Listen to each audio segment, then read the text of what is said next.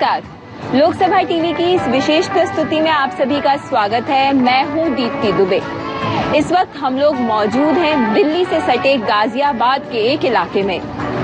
गाजियाबाद अपनी गगनचुंबी इमारतों और अंतर्राष्ट्रीय कंपनियों के दफ्तरों के लिए जाना जाता है, लेकिन इसके साथ इस शहर का एक सच और है, वो है मलिन बस्तियां और वहां रहने वाले बच्चे। इस शहर में ऐसे कई युवा हैं जो इन बच्चों की मदद करना चाहते हैं।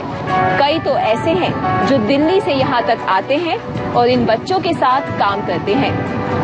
आज बात ऐसे ही कुछ युवाओं की।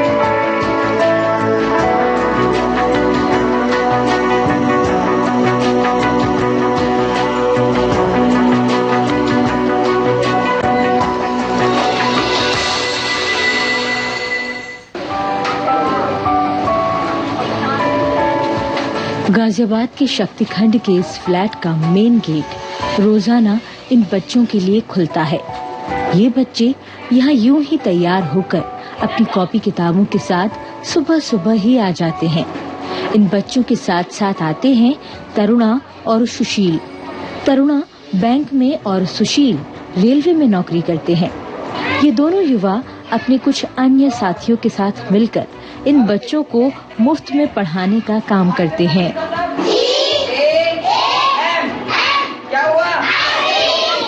अपनी नौकरी, परिवार, दोस्त, रिश्तेदार और न जाने ऐसी ही कितनी अनगिनत जिम्मेदारियों के साथ लोग जीते हैं। ऐसे में किसी और की मदद के नाम पर किसी संस्थान को कपड़ों या पैसों का दान देना ही लोग बहुत समझते हैं, लेकिन इतना भर कर देना कई बार काफी नहीं होता।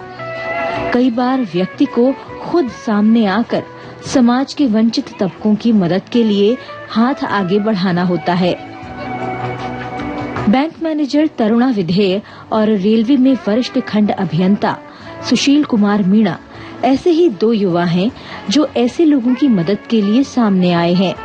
ये दोनों अपनी नौकरी और पारिवारिक जिम्मेदारियों के साथ साथ गाजियाबाद के निचली बस्ती के बच्चों के साथ काम कर रहे हैं। इन दोनों ही दोस्तों ने अपना बचपन भी मुश्किल दौर में ही गुजारा है। आसपास की मलिन बस्तियों में रहने वाले इन बच्चों में से कुछ ही बच्चे स्कूल जाते हैं। ज्यादातर बच्चे अपने माता पिता के साथ ही कूड़ा बीनने का काम करते हैं। झुग्गियों में रहने वाले इन बच्चों का कोई तय ठिकाना नहीं है। ऐसे में निर्भेद फाउंडेशन इन बच्चों को शिक्षा के जरिए आत्मनिर्भर बनाने का प्रयास कर रहा है।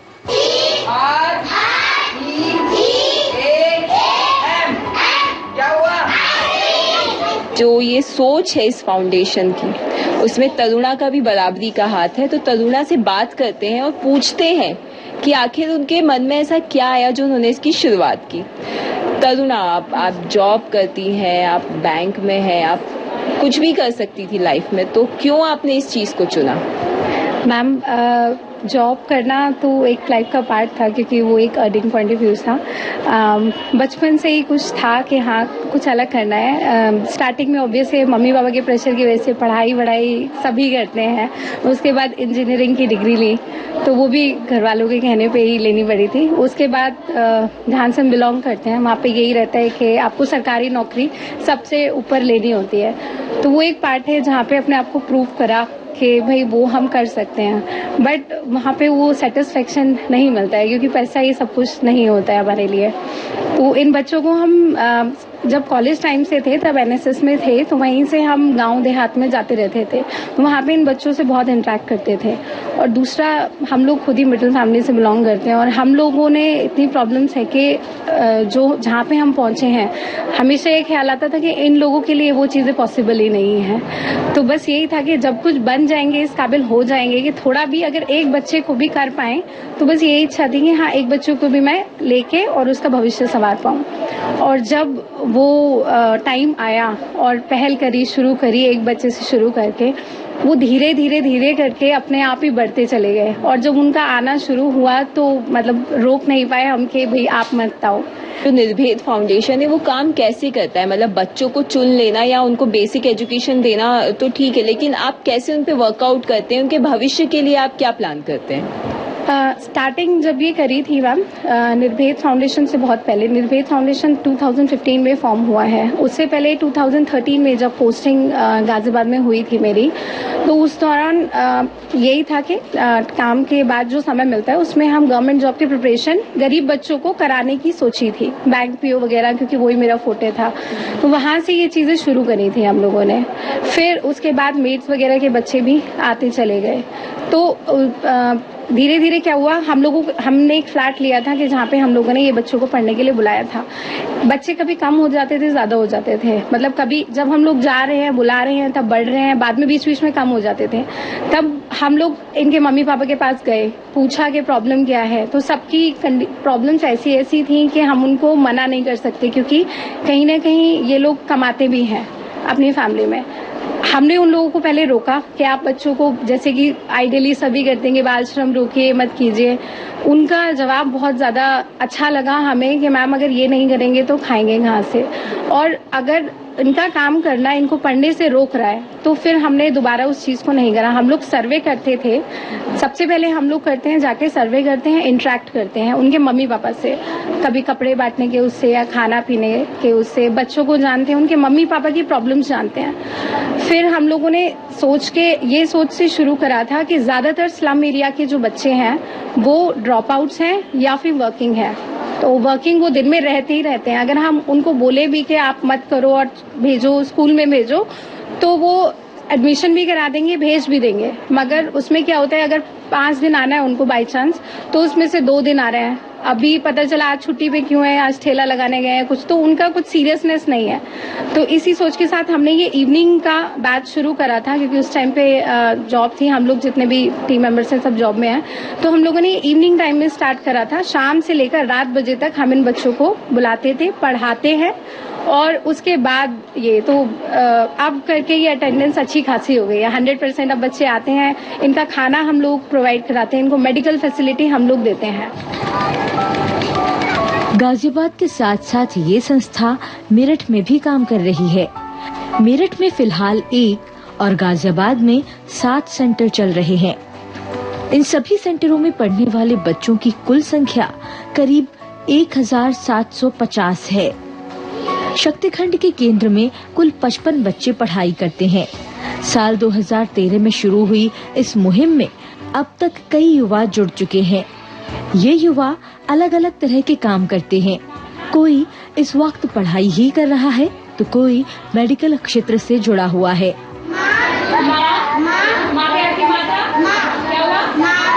2015 2 अक्टूबर को मैं मतलब इस एनजीओ से जुड़ी थी। मेरी पहली एक्टिविटी थी जो मैंने इन लोग के साथ की थी।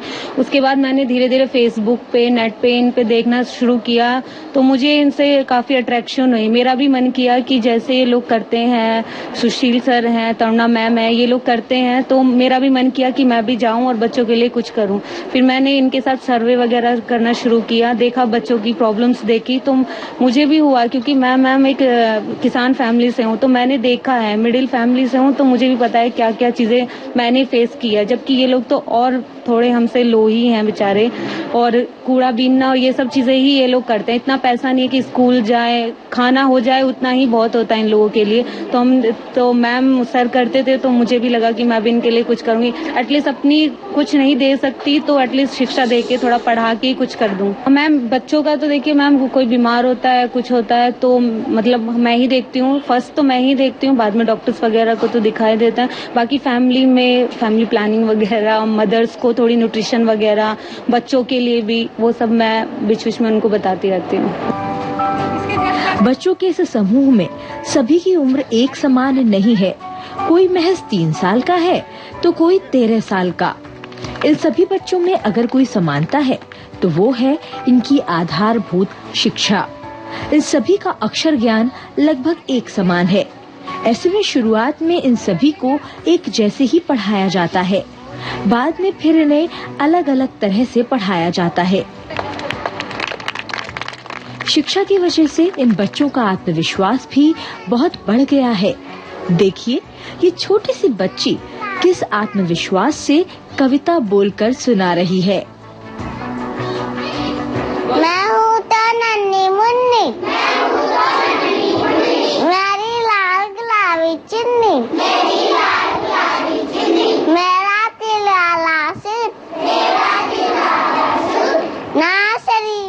करती हूँ। सबको टाटा करती हूँ।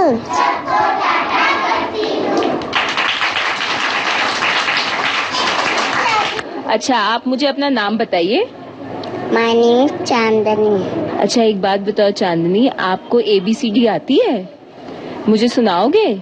एक बार सुना दो। ABCDEFGHIJKLMNOPQRSTUVWXYZ। अरे वाह, सब लोग ताली बजाएंगे। और बेटा, आपका क्या नाम है? अर्चना। अर्चना। अच्छा, आप मुझे कोई एक पोयम सुना सकते हो? सुना दो प्लीज। तितली रानी बड़ी सियान, फूल फूल पे जाती है, फूल फूल के रंग चिरक अपने पंख सजाती है, जब उसे जाओ पकड़ने जैसे उड़ जाती है। मैं हूँ तो नन्ही मुन्नी, मेरी लाल गुलाबी चुन्नी, मेरी दिल वाला सूट, नर्सरी में पढ़ती थी, सबको टाटा करती थी। अरे वाह।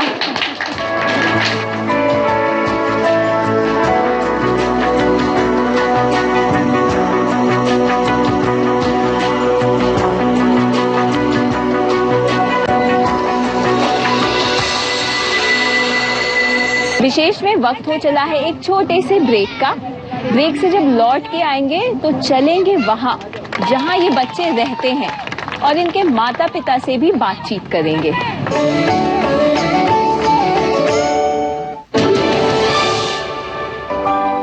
शायद ही ऐसा कोई शहर होगा जहाँ गगनचुंबी इमारतें ना हो और साथ में झुग्गी बस्तियां भी ना हो। ये भी उसी का एक उदाहरण है। लेकिन ये युवा मिलकर इस अंतर को पाटने की कोशिश कर रहे हैं। आइए देखते हैं उनके और क्या क्या काम हैं जो यहाँ चल रहे हैं। सामान्यतः ये बच्चे अपनी बस्तियों के आसपास बने केंद्रों में ही पढ़ाई करते हैं। बस्ती के आसपास जहाँ कहीं साफ सुथरी जगह मिल जाती है, वहीं इन बच्चों के लिए केंद्र खुल जाता है। ये बच्चे अपने घरों से निकलकर कुछ इस तरह से हाथ में हाथ थामे पहुँच जाते हैं केंद्र तक। इन बच्चों को यहाँ केवल शिक्षित करने का काम ही नहीं होता है, बल्कि यहाँ पर इन बच्चों को भरपूर मस्ती करने का मौका भी मिलता है।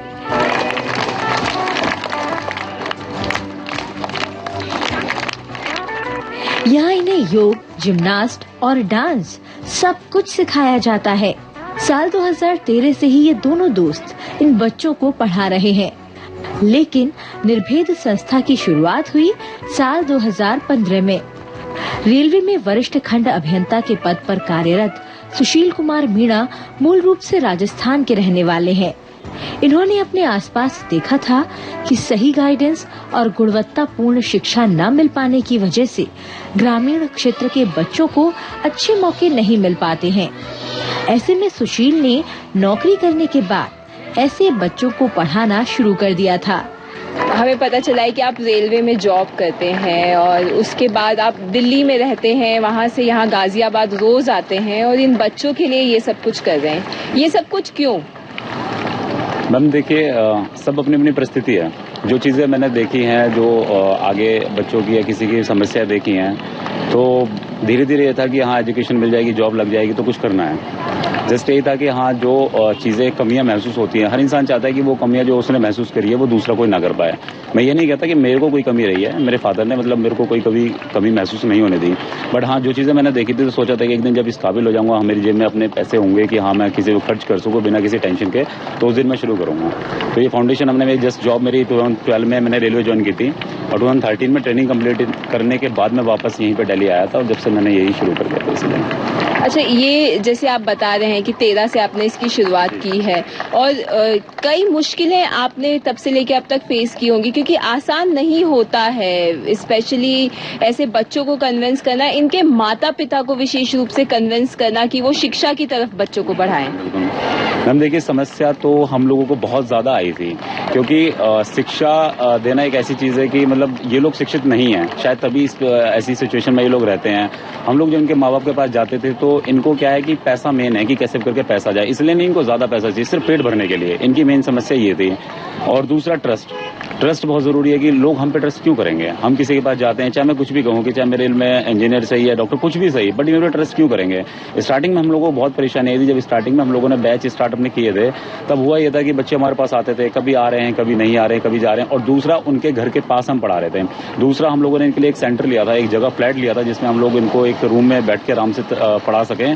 तो माँ बाप को ये भी था कि पता नहीं कहाँ जा रहे हैं, किसके पास हमारे बच्चे जा रहे हैं। लेकिन मैम वक्त रहते रहते धीरे धीरे हम अपनी लगन के साथ लगे रहे। उन माँ बाप को हम लोगों को काउंसलिंग करनी पड़ी थी। उन माँ बाप को ये समझाना हमें पड़ा था कि जैसे आप हैं, आप पैसा कमा रहे हैं, ऐसे ही आपका बच्चा कमाएगा। जो भविष्य आप अपने बच्चे को नहीं दे सके, आपका बच्चा अपने बच्चे को नहीं दे पाएगा।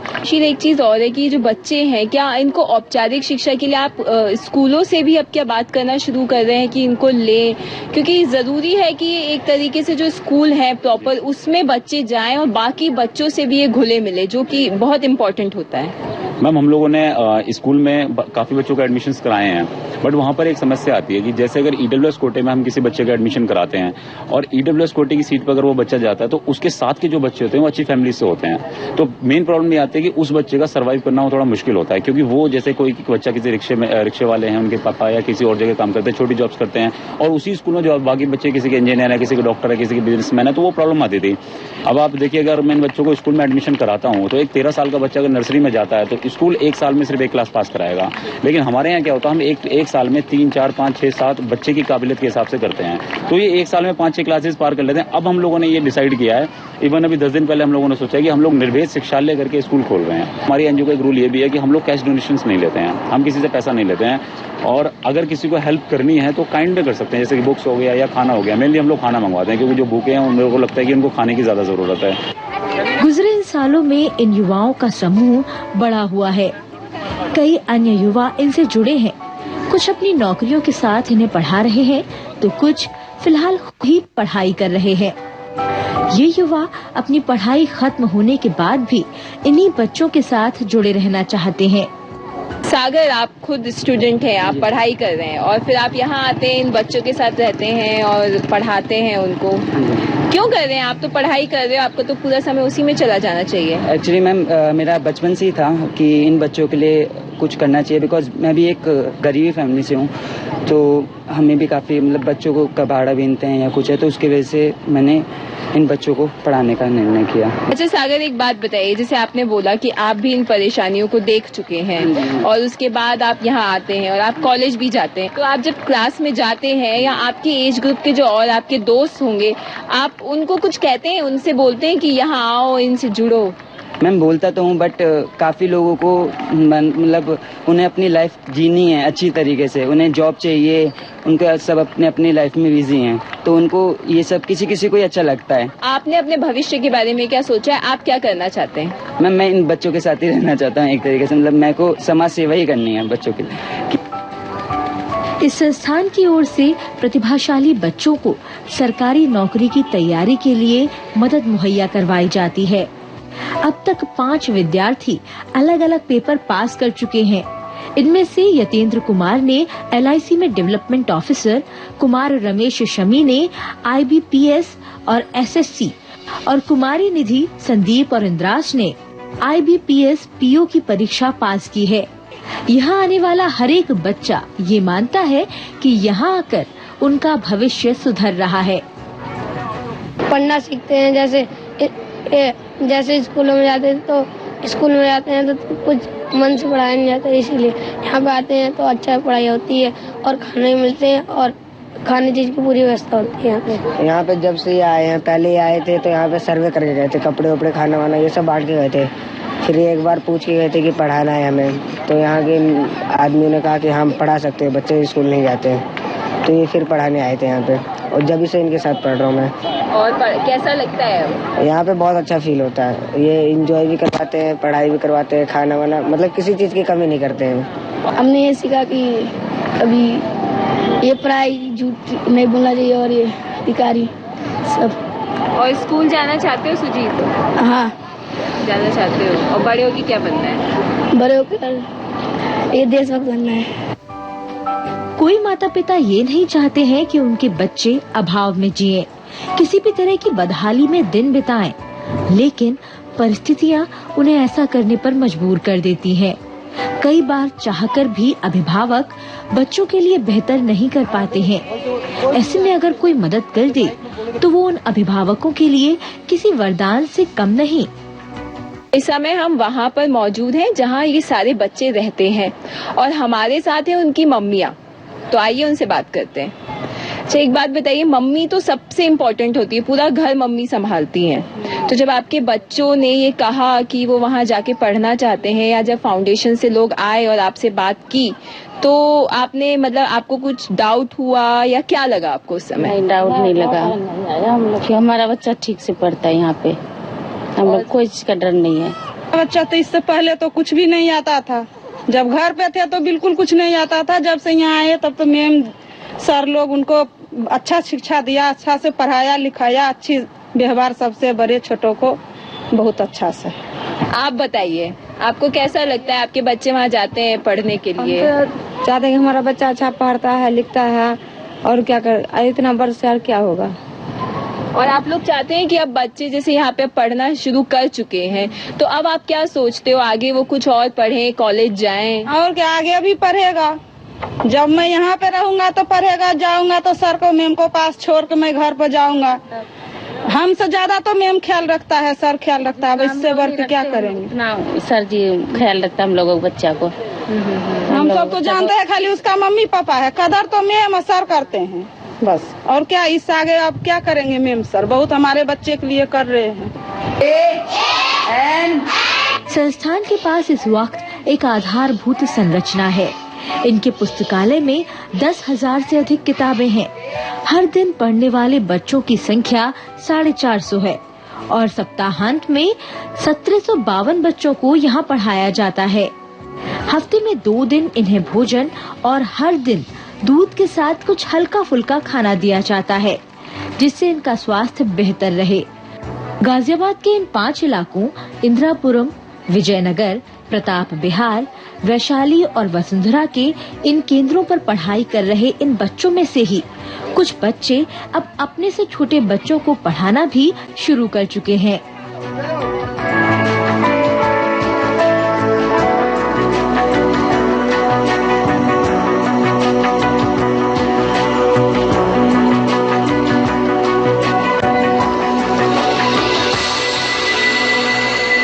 लोकसभा टीवी की इस विशेष प्रस्तुति में बस इतना ही। उम्मीद है कि आपको ये अंक पसंद आया होगा और आप भी इस तरह से इन युवाओं से जुड़ेंगे और इन बच्चों के लिए काम करेंगे।